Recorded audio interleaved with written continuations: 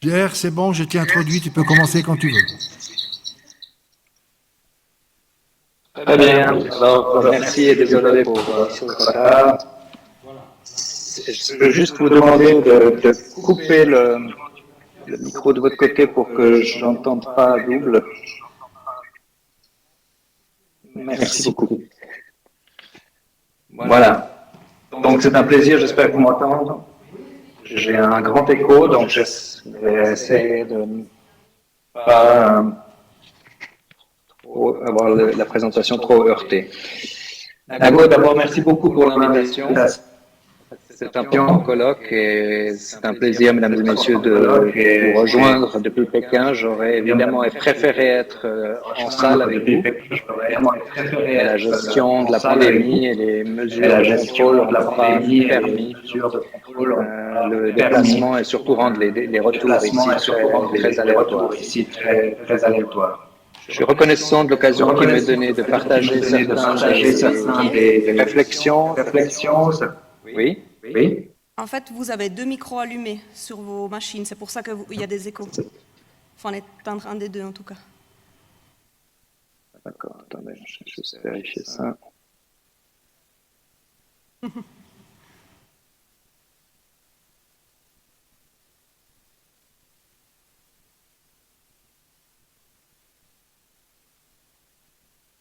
Est-ce que ça va mieux? Vous m'entendez? Très bien.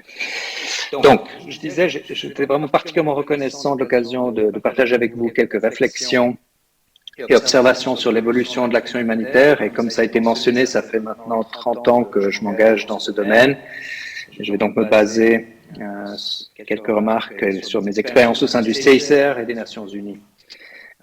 L'engagement humanitaire, évidemment, s'illustre dans des situations très différentes. Il y a les catastrophes naturelles, les accidents industriels, mais je vais dans ma présentation me concentrer sur les situations de conflits armés et autres situations de violence. C'est là que se situe l'expérience qui est la mienne.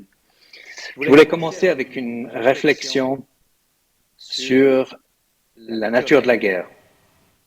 Et on me pose souvent la question, en fait, de l'évolution de la guerre, dans son essence et dans les moyens utilisés. Et en 2023, le CICR aura 160 ans d'existence et tout au long de son histoire, l'organisation et son personnel ont été les témoins des changements intervenus dans la manière de faire la guerre.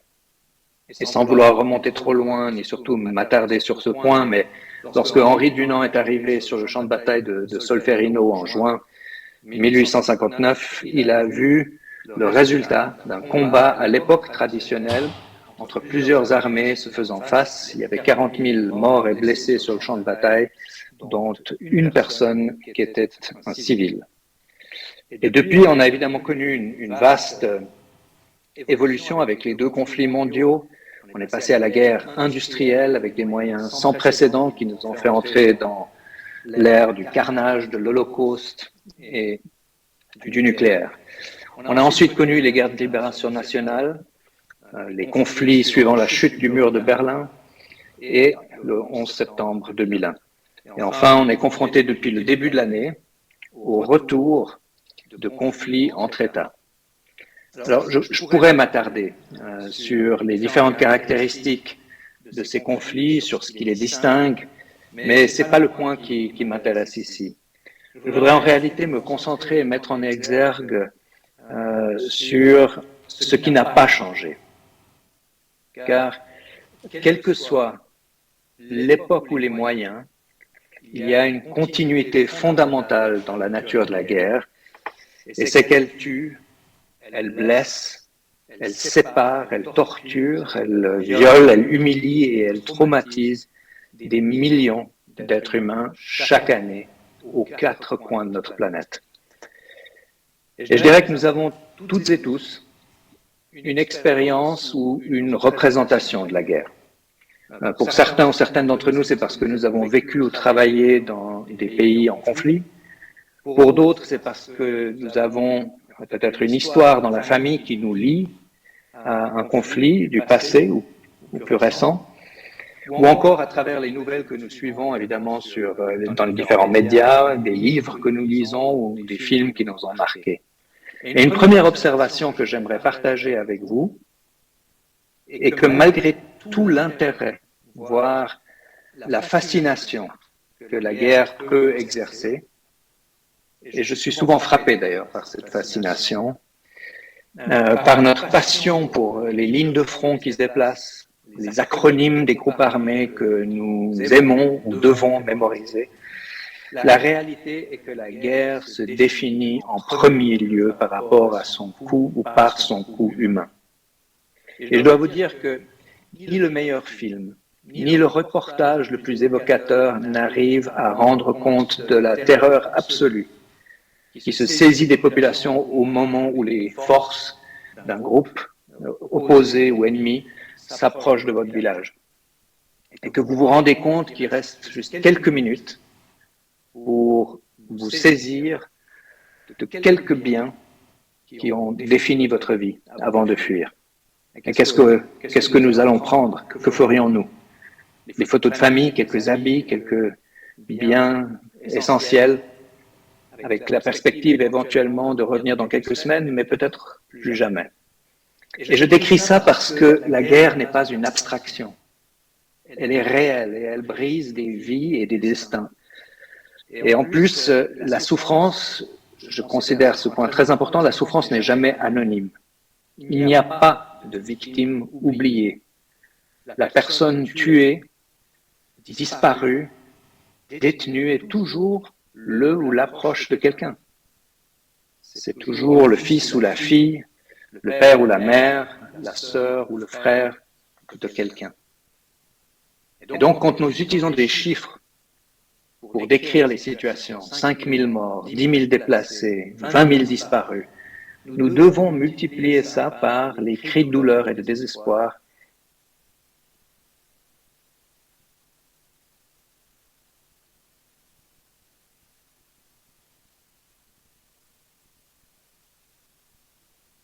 contribuons toutes et tous. L'humanitaire, c'est bien sûr l'action qui consiste à répondre à des besoins, et j'y reviendrai, mais c'est aussi savoir parler du coût humain. Souvent de nos jours, ça me frappe beaucoup, et je pense que ça frappe beaucoup d'entre nous, l'humanitaire se limite à décrire ce que font les organisations, combien elles se montrent redevables et mènent des programmes durables. Ça, c'est évidemment aussi des points importants, mais si nous prétendons placer le sort des populations au centre de nos considérations, alors il faut remettre leur souffrance, mais aussi leur dignité au cœur de notre engagement. Et ça passe notamment, pas uniquement, mais notamment par un renoncement à l'usage excessif du mot victime. Je le dis parce que, à force de répéter cette expression quand on parle de personnes qui sont affectées, on finit par réduire les personnes, déshumaniser. Bien sûr, il y a beaucoup de victimes dans les conflits, mais c'est pas comme ça qu'on doit regarder les gens, et aucune d'entre nous, même dans les situations et les circonstances les plus extrêmes, ne souhaite être dépossédé de son individualité, de son espérance, de sa faculté d'être un acteur ou une actrice de sa propre destinée. Donc la manière de parler des populations est extrêmement importante, et je répète, l'anonymat dans la guerre n'existe pas. Le cœur de l'action humanitaire, je l'ai dit, ça consiste à sauver des vies, à protéger les droits et la dignité humaine. Et bien sûr que là, beaucoup d'images nous viennent à l'esprit traditionnellement quand on pense à l'aide humanitaire, on pense à l'évacuation des blessés, notamment la distribution d'aide alimentaire ou d'eau potable. Mais l'action humanitaire est aujourd'hui beaucoup plus diverse que ça. Elle a évolué notamment pour répondre de meilleure façon aux attentes des populations. Et là, j'aimerais donner un exemple dans le travail qu'on effectue avec les familles de personnes disparues dans la guerre, ce qui est un des dossiers les plus douloureux dans les conflits armés, le fait de ne pas savoir ce qui s'est passé avec un proche, d'avoir quelqu'un qui a disparu. Il y a toujours l'espoir. Chaque fois que quelqu'un frappe à la porte, vous pensez que votre proche est revenu, mais pendant des années, vous êtes sans nouvelles.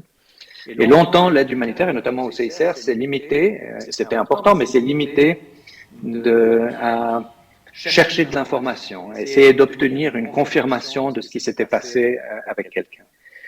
Mais à force de côtoyer les familles disparues, nous avons enrichi l'éventail des activités. Il a fallu intégrer des nouvelles expertises, comme par exemple le travail d'exhumé, lorsqu'il s'agissait de déterrer des corps pour permettre d'obtenir une clarté sur le sort des gens. Il a fallu développer des expertises dans le domaine de la médecine légale, de la représentation juridique des familles.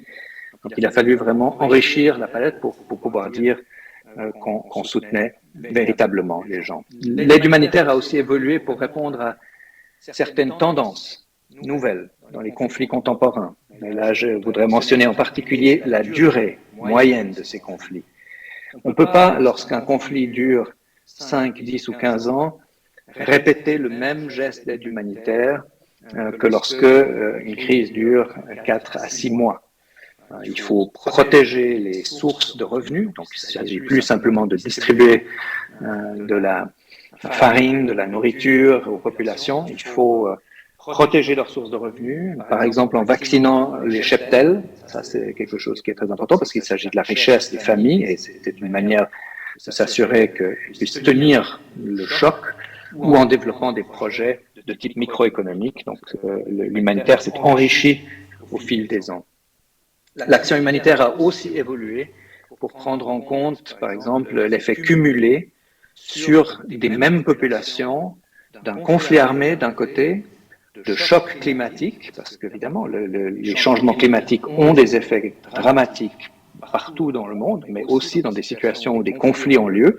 Et le cumul de ces effets sur les populations peut être très sévère, à quoi on peut encore ajouter qu'on a l'effet de la pandémie et par exemple de l'inflation causée notamment par l'invasion de l'Ukraine, ce qui est évidemment quelque chose qui par exemple aujourd'hui dans la Corne de l'Afrique préoccupe au plus haut point. Au cœur de l'action humanitaire, là je me tourne vers une autre série de dimensions, on se trouve aussi confronté à des défis très importants qui resteront essentiels aussi à l'avenir et j'aimerais en décrire quelques-uns. Ce sont des défis et à la fois des dilemmes pour l'action humanitaire et je crois que c'est quelque chose qui est important à soulever ici. Pour commencer, j'aimerais citer l'accès. L'accès, c'est la question centrale pour toute organisation humanitaire. C'est quelque chose de très au centre de l'ambition d'une organisation comme le CICR, mais c'est aussi quelque chose de très difficile. Souvent même extrêmement difficile. Vous savez, on a cette vision, on a l'image des convois qui traversent des régions isolées ou des véhicules humanitaires qui passent dans des secteurs urbains dévastés. Oui, ça existe, c'est certain. Mais ça prend souvent des semaines, voire des mois à organiser parce que la guerre, en fait, est un espace qui ne s'accommode pas très aisément des observateurs extérieurs. Et donc, vous avez entendu parler, on entend souvent parler de l'espace humanitaire. Et en ce qui me concerne, je suis convaincu qu'il n'existe aucun espace humanitaire préétabli dans une situation de conflit. A priori, les acteurs du conflit ne vous veulent pas au milieu de leur confrontation. Et c'est donc un espace qu'il faut créer. Et comment est-ce qu'on crée un espace au milieu d'un environnement à la fois aussi dangereux, aussi polarisé, aussi tendu par définition? Eh bien, on le fait par la négociation, par le dialogue avec tous les acteurs du conflit. Et comme mes collègues au CICR ou aux Nations Unies, dans d'autres organisations, j'ai négocié avec les groupes armés les plus divers, au niveau politique, au niveau de forces armées régulières, mais aussi au niveau de groupes rebelles et d'opposition. Parler à tout le monde, c'est l'essence même de l'action humanitaire. C'est pas toujours salué, c'est parfois ouvertement remis en question, critiqué, mais c'est notre outil le plus précieux. Il n'y a pas d'autre façon que le dialogue et créer des relations d'un certain niveau de confiance, d'un certain niveau d'acceptation des parties. En tant qu'acteur humanitaire, c'est seul le dialogue qui vous permettra d'atteindre des populations affectées. C'est l'élément qui peut donner, comme je l'ai dit, une base d'acceptation, de confiance pour vous laisser visiter des prisonniers, pour évacuer des populations en danger imminent. Et dans la compréhension du CICR, en tout cas, ça implique une neutralité de principe. Alors ça non plus, c'est pas toujours salué, c'est souvent critiqué. Tout au début de mon parcours au CICR, un commandant rebelle m'a une fois interpellé en Amérique latine en me disant qu'il n'acceptait pas l'idée qu'on puisse être neutre dans un conflit. Alors là, je lui ai répondu que si je n'étais pas neutre, nous serions sans doute pas en train d'avoir cette conversation, s'il s'agissait d'un commandant du Sentier lumineux qui n'était pas connu pour tolérer la présence extérieure, et notamment internationale, dans ces régions. Donc, si la posture de l'organisation n'avait pas été neutre, je n'aurais jamais eu accès à ce contexte et à ces régions. Il m'a demandé d'ailleurs ce que je ferais si je ne m'identifiais plus à ce principe. Je lui ai dit que je quitterais dans ce cas-là l'organisation parce qu'il ne s'agissait pas d'affaiblir une organisation pour qui le principe de neutralité est un principe essentiel. Mais j'ajoute, parce que la neutralité n'est pas toujours bien comprise, que comme je pense, comme vous toutes et tous, mais comme tout le monde au CICR, je ne suis pas né neutre. J'ai mes convictions personnelles très fortes. Je suis capable, comme tout le monde, d'indignation, et je pense d'ailleurs que l'indignation est un des moteurs de l'humanitaire. Mais je sais que si je n'avais pas été neutre dans mes opérations humanitaires, ou si le CICR n'était pas une institution neutre et mes collègues n'étaient pas dans une posture neutre, jamais nous n'aurions pu soutenir des populations comme nous le faisons encore aujourd'hui en Afghanistan, et ça depuis 40 ans que le CICR est présent dans ce pays, ou en Irak, ou en Syrie aujourd'hui. C'est évidemment des contextes qui sont d'une extrême complexité. Donc dans la perspective ou dans l'esprit du CICR, la neutralité est un principe qui permet l'action. Parce que souvent, quand on pense à la neutralité, on pense qu'on prend une posture de recul. Mais dans le CICR et dans l'action humanitaire, la neutralité, c'est un principe qui vous permet d'avancer et d'opérer dans des terrains très difficiles. Et ça m'amène à un autre dilemme clé de l'humanitaire qui est celui du risque de politisation ou d'instrumentalisation. C'est clair que les parties à un conflit peuvent ou ont des raisons évidentes de vouloir manipuler l'aide qui arrive dans leur contexte, chercher à influencer où cette aide aboutit, à qui elle bénéficie. C'est aussi le risque de voir l'assistance humanitaire devenir une composante de ce qu'on appelle l'économie de guerre. C'est un risque réel et aucune organisation ne peut prétendre y échapper. Donc c'est quelque chose à gérer en permanence, c'est un facteur qui est toujours présent dans nos activités. Il y a aussi un risque de nature différente qui vient de la part de pays tiers, donc c'est les pays qui ne sont pas eux-mêmes affectés par les conflits, mais qui imposent des restrictions ou des clauses qui limitent l'accès ou l'utilisation de leurs fonds à destination de certaines personnes, de certaines communautés ou de certains groupes. Ou encore, et nous l'avons vu dans les conflits dits du post-11 septembre 2001, donc en Irak par exemple ou en Afghanistan, il y a le risque de voir les organisations humanitaires être intégrées dans des projets de nature militaire ou politique. C'est des projets de démocratisation, des projets dits de nation building, donc ça c'est évidemment quelque chose qui arrive et c'est une forme, ce qui me concerne, de dérive de l'humanitaire, qui risque alors de se voir associé à l'un des camps, à l'une des parties, à des projets imposés par l'extérieur, et dans plusieurs conflits, ça a contribué à un rejet, parfois un rejet profond de l'action humanitaire. Sur le plan humain, il y a un point qui m'a aussi toujours accompagné, je me tourne là à un des autres dilemmes ou un des autres enjeux importants de l'humanitaire, qui est celui, pour moi, de l'importance d'éviter le jugement. Car qui juge dans une situation humanitaire passe à côté de la rencontre. Alors qu'est-ce que j'entends par là? Je vais vous donner un exemple très personnel, très concret. Un jour, pendant la guerre de Bosnie, j'étais assis dans le bureau d'un directeur de prison et nous cherchions à négocier l'accès à des détenus et nous avions, pour ce lieu en particulier, des allégations de mauvais traitement. Et je me souviens comme hier qu'il y avait une forte tentation de juger cet homme qui était face à moi, donc le directeur de prison. Tentation compréhensible, je pense, humaine, et peut-être même une tentation justifiée, mais je n'étais pas là pour ça. J'étais là pour avoir accès à des détenus. Et, si possible, accès dans la durée, pas juste une fois. Or, ça passait, obtenir cet accès, passait par cet homme. Il avait la clé, littéralement. Et s'il ressentait mon jugement d'humanitaire qui se sent moralement supérieur à l'homme qui est en face de lui, je risquais de ne pas obtenir cet accès. Et ce jour-là, s'est cristallisé dans mon esprit une question qui est pour moi très fondamentale. C'est la question que face à l'horreur, face à la torture, face à l'abominable, la tentation était forte de poser la question, mais comment cet homme a-t-il pu devenir ça? Et c'est une question qu'on peut légitimement se poser et que dans certaines circonstances sont certainement aussi nécessaires.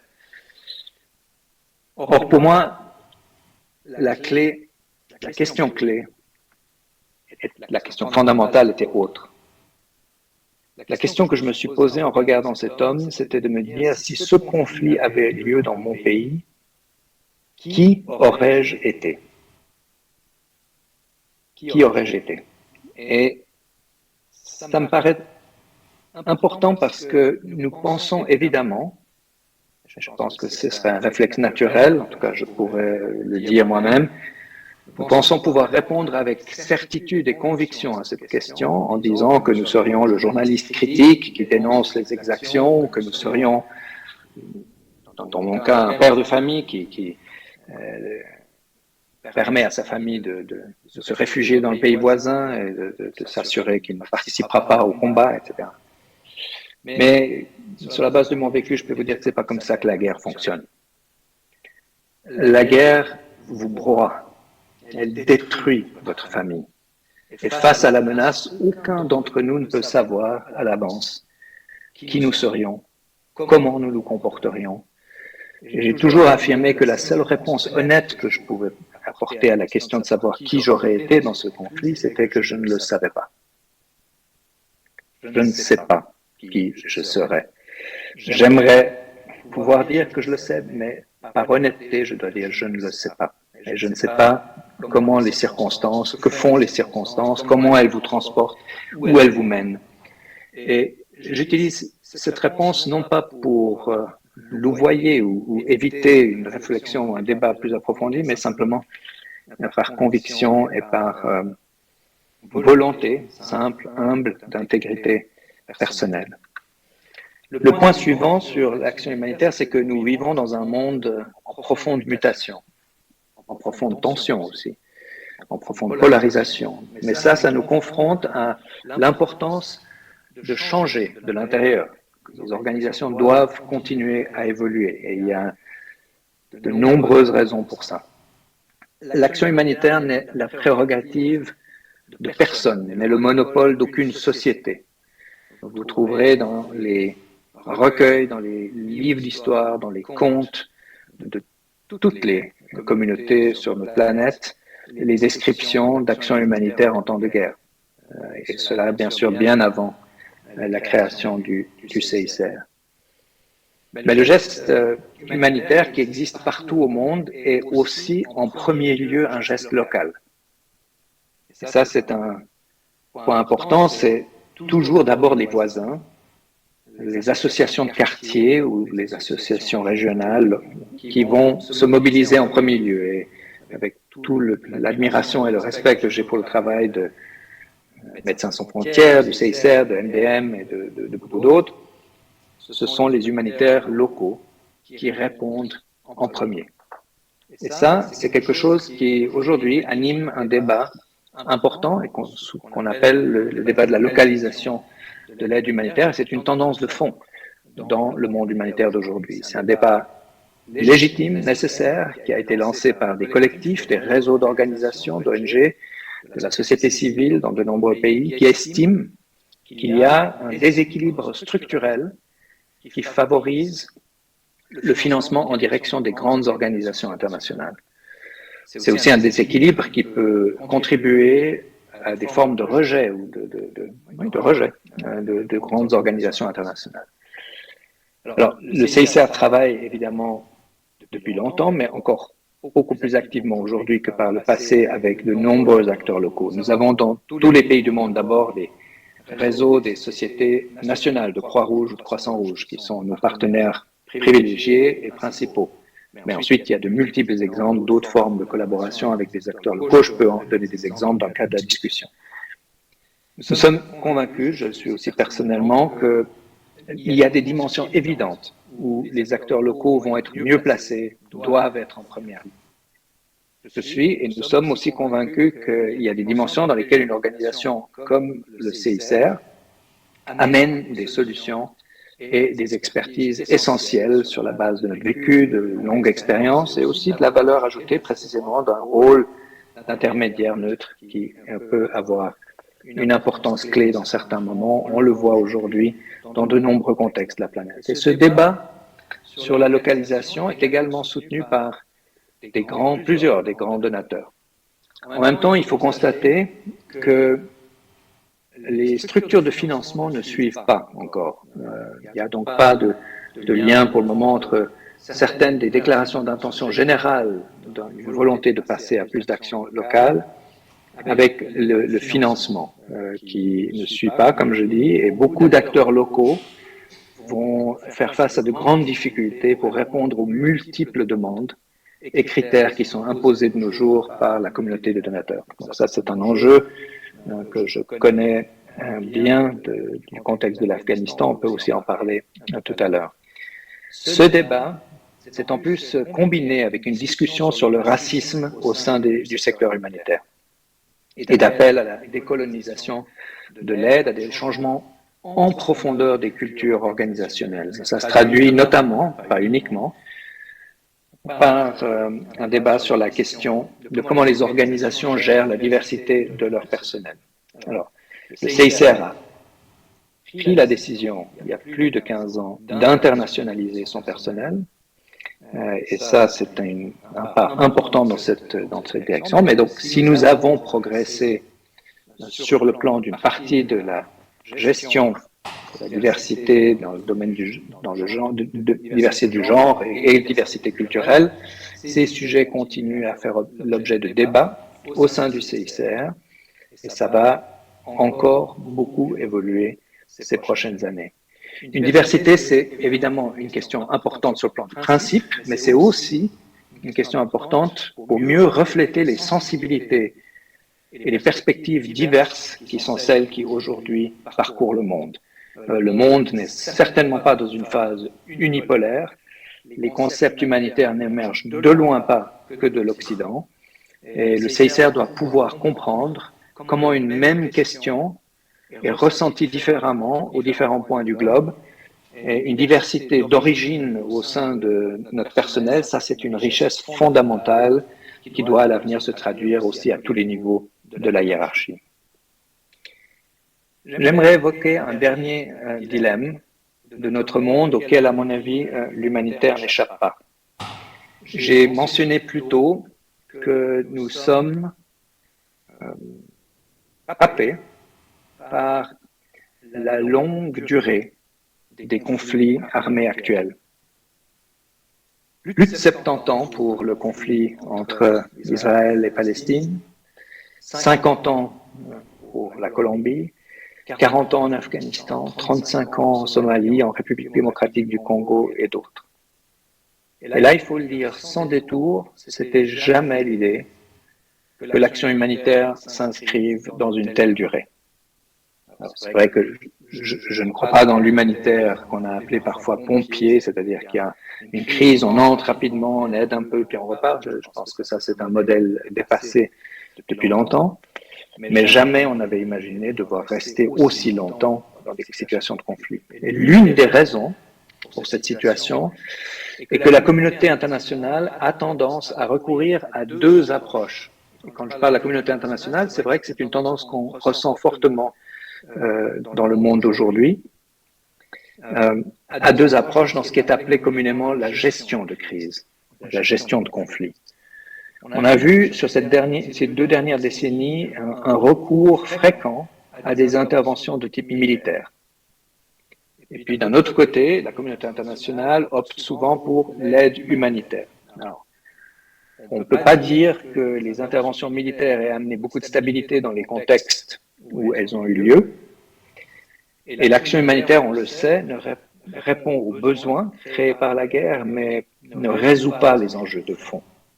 Et c'est là qu'on observe, pour moi, une des faiblesses clés du système international, qui est la faiblesse des mécanismes de prévention et de résolution des conflits. Ça, c'est un enjeu qui est pour moi tout à fait majeur. Notre monde, en fait, est en train de se diviser à nouveau au moment même où nous aurions besoin d'agir en commun face à la pandémie, au changement climatique, aux risques nucléaires et d'autres grands enjeux globaux. Et je suis profondément convaincu que plus les tensions montent, plus les risques sont grands, plus nous avons besoin de dialogue. Et je constate malheureusement, depuis des années, qu'on semble mesurer aujourd'hui le courage politique au refus de dialoguer avec son adversaire ou son ennemi. Ça me frappe beaucoup, je dois vous dire. Or, l'expérience le montre, on finit toujours par s'asseoir autour d'une table avec précisément cet adversaire ou cet ennemi. Et mon message est qu'il vaut mieux commencer tôt, parce que ça se passe de toute façon un jour. Si nous voulons penser l'avenir autrement, nous devons aussi revisiter nos rapports à la guerre. Je l'ai dit plus tôt, je suis frappé par la fascination que la guerre exerce sur les êtres humains, par notre manière fréquemment de la glorifier. Ayant passé de longues années dans les situations de conflit, je peux vous l'assurer, il n'y a rien de glorieux dans la guerre. Uniquement l'horreur, la destruction, la haine et les traumatismes que l'on transmet de génération en génération. Arrêtons donc de considérer la guerre comme inévitable, comme une part incontournable de la destinée humaine. Elle ne l'est pas, et il est temps de penser autrement et d'agir en conséquence. Merci beaucoup.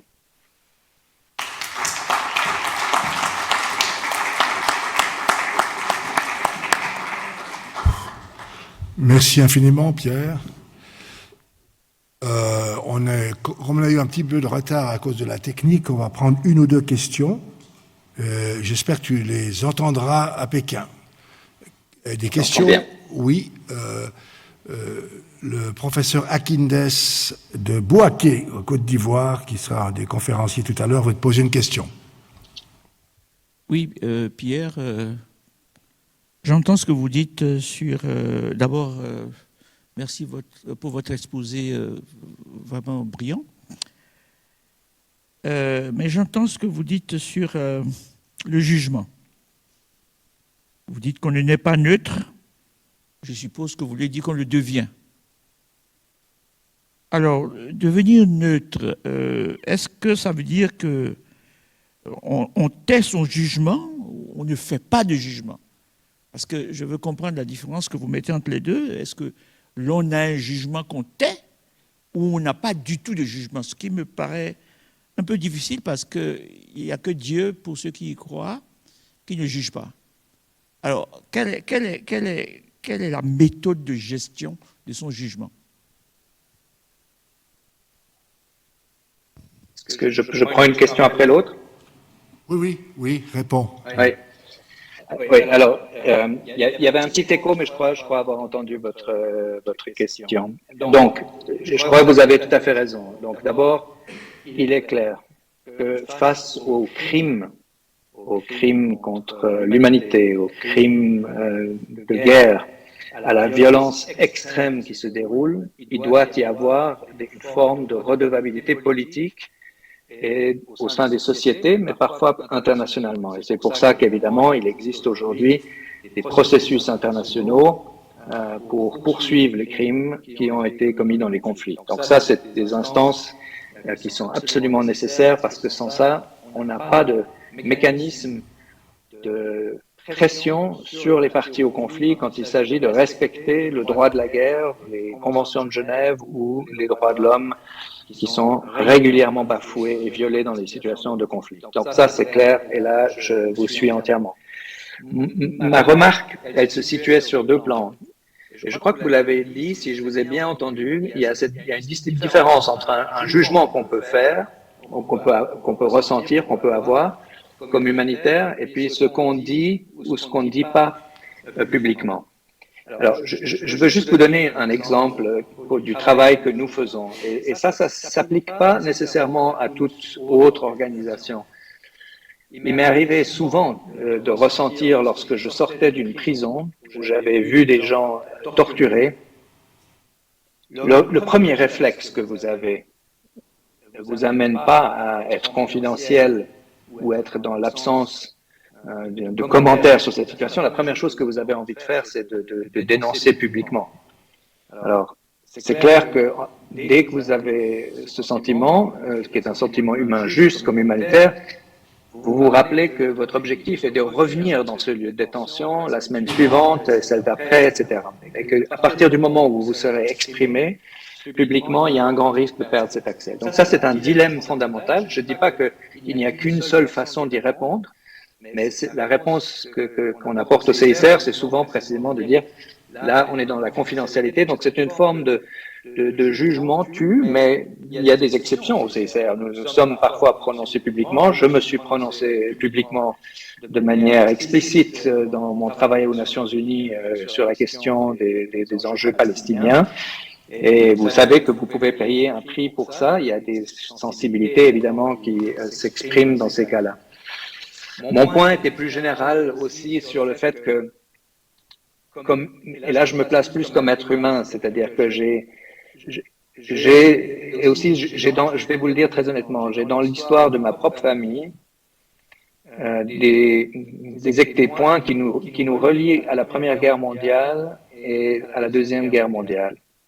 Et je connais bien ces histoires de famille. Et je sais que des membres de ma famille ont dû faire des choix très difficiles dans ces deux conflits mondiaux. Et ça m'a amené à me poser la question, qui aurais-je été? Et comme je ne peux pas y répondre, je voudrais pouvoir dire que je serais le défenseur des droits humains, que je ne plierai jamais, etc.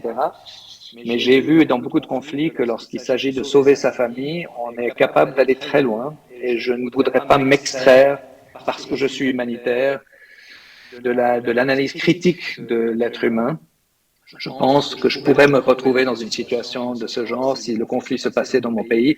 Et donc, je voudrais dire là que le jugement qu'on peut ressentir doit s'exercer avec une certaine retenue et modestie quand on travaille dans l'aide humanitaire. Merci beaucoup, Pierre. Une deuxième et dernière question, monsieur. Oui, bonjour. Merci beaucoup pour votre présentation. C'était vraiment très intéressant. J'avais une question liée à la question de la localisation de l'aide, qui est effectivement une rhétorique qu'on entend de plus en plus souvent dans le monde des ONG, et qui se limite la plupart du temps dans sa réalisation à une localisation sur le terrain. C'est-à-dire, en gros, on va prendre des acteurs de terrain pour les envoyer dans des zones dangereuses, mais par contre, très rarement au niveau décisionnel, au niveau organisationnel, et notamment le staff des sièges dans les ONG. Notamment les directions également, les directions, le pilotage finalement de Pile Europe, où massivement, pour ce que j'en sais, ça reste des hommes blancs de plus de 50 ans qui tiennent les postes à responsabilité. Et du coup, je me posais la question, ce qui est fait au CICR, également pour résoudre cette question-là, liée à la localisation et finalement peut-être encore plus fondamentale. Rapidement, s'il te plaît, Pierre, excuse-moi. Nago, excuse-moi, est-ce que tu peux juste me dire, parce que j'ai compris le point sur les risques d'instrumentalisation humanitaire, il y avait la question de l'âge des personnes en charge, mais je n'ai pas tout entendu parfaitement. Est-ce que tu peux juste me le résumer?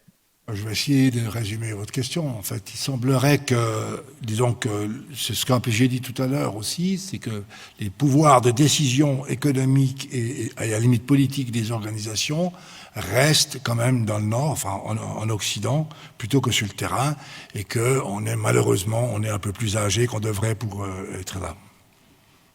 D'accord. Donc, en fait, là, je vais donner une réponse assez rapide sur cet aspect qui est d'ailleurs très intéressant. Mon expérience, c'est qu'il n'y a pas d'âge d'or de l'humanitaire. Chaque génération est confrontée à des dilemmes et des défis nouveaux. Pensez par exemple au fait que le CICR y compris, pendant toute la période de la guerre froide, il y avait à ma connaissance que très peu d'organisations qui réussissaient à opérer dans les pays sous influence du bloc de l'Est. Et donc, si vous regardez le réseau des délégations aujourd'hui du CICR, nous sommes beaucoup plus décentralisés que nous l'avons jamais été dans le monde. La délégation où je me trouve aujourd'hui à Pékin a été mise sur pied en 2005. Et il y a énormément d'exemples d'opérations terrain qui sont en augmentation et beaucoup plus décentralisées. Mais vous avez raison, il reste bien sûr un point très central qui est le siège du CICR.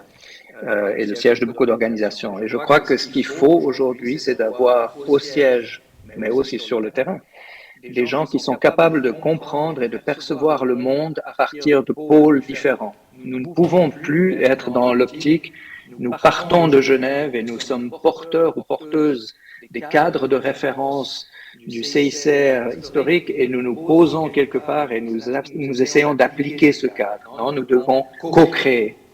Nous devons arriver quelque part et être capables de co-créer avec des partenaires locaux, avec des instances locales. Je vous le dis ici, par exemple, que vous pouvez imaginer simplement, c'est peut-être la seule référence que je ferai au travail que je fais ici, mais les codes humanitaires de la Chine, et oubliez une seconde tous les aspects politiques que nous avons tous en tête quand nous pensons à la Chine. Mais la Chine est porteuse de concepts humanitaires très intéressants, par ailleurs. Mais il faut les connaître, il faut les comprendre, il faut s'investir dedans, il faut s'y intéresser. C'est la même chose en Afrique du Sud ou au Congo ou ailleurs dans le monde. Donc aujourd'hui, nous devons être capables de voir le monde et de voir ces enjeux à partir de lieux différents. Et c'est pour ça qu'il faut enrichir le personnel par des collègues qui viennent du monde entier. C'est pour ça que ces collègues doivent se trouver à différents niveaux de hiérarchie dans la durée. Et ça va se passer, j'ai aucun doute là-dessus. Nous avons des collègues de très grand talent au sein de cette organisation. Mais bien sûr, il y a encore un chemin très important à parcourir et une organisation doit toujours rester très lucide par rapport à ça. J'espère avoir répondu à cette question en partie en tout cas. Merci Pierre. On est obligé de te laisser à Pékin. Bonne soirée à toi. Merci beaucoup. Et puis merci infiniment pour ta contribution.